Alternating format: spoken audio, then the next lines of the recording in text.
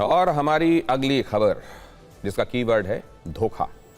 धोखा खाने वाले का नाम है वेनेजुएला और देने वाले का नाम चीन। वही चीन जिसके हथियारों पर भरोसा करके पाकिस्तान की सेना ने ऑपरेशन सिंदूर में भारत से भिड़ने की गलती की थी।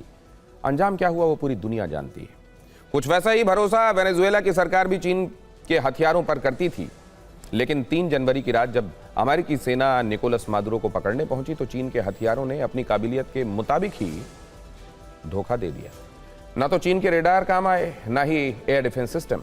सिर्फ 59 मिनट के ऑपरेशन में एक देश के राष्ट्रपति को अपहरण कर लिया गया और तमाम आधुनिक हथियार धरे के धरे रह गए।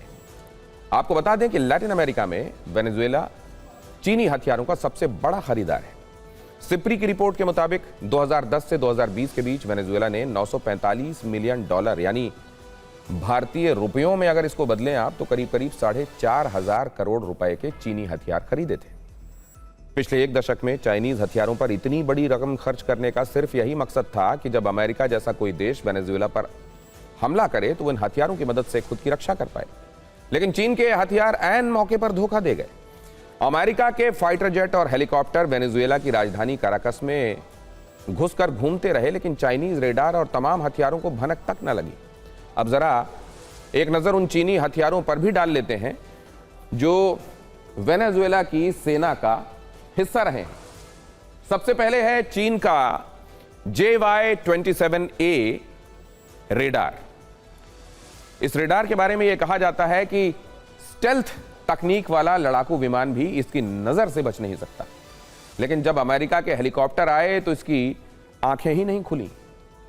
इसके बाद है चीन की C-802A एंटी-शिप क्रूज मिसाइलें, जिन्हें समंदर में हमले के लिए तैनात किया गया है, लेकिन जब कैरेबियन सागर में तैनात अमेरिकी युद्धपोत से उसके विमानों ने उड़ान भरी तो चीन की ये मिसाइलें भी जाम दिखाई दी।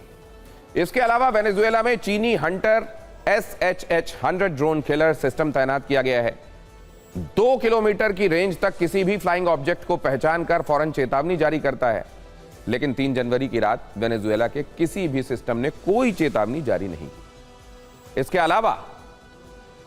अलावा VN-16 टैंक और चांग फेंग सब मशीन गन भी वेनेजुएला ने चीन से खरीदी, लेकिन इसी चाइनीज माल पर भरोसा करना वेनेजुएला को भारी पड़ गया और जब उस पर अटैक हुए तो चीन का माल एक्टिवेट ही नहीं हुआ। आमतौर पर पहले इस्तेमाल और फिर विश्वास की पॉलिसी चलती है, लेकिन चीन के केस में विश्वास तो बहुत दूर, वक्त पर उसके हथियार इस्तेमाल में भी नहीं आते।